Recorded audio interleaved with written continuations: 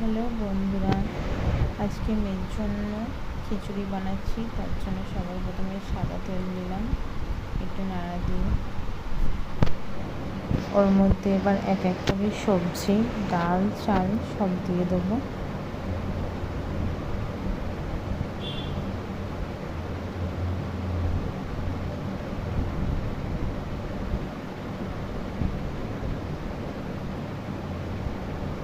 একটু নাড়া দিয়ে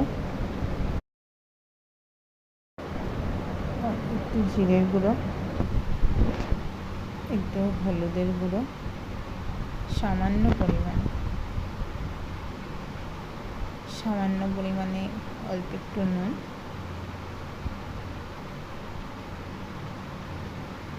তারপর একটু নেড়ে চেড়ে জল ঢেলে দিলাম।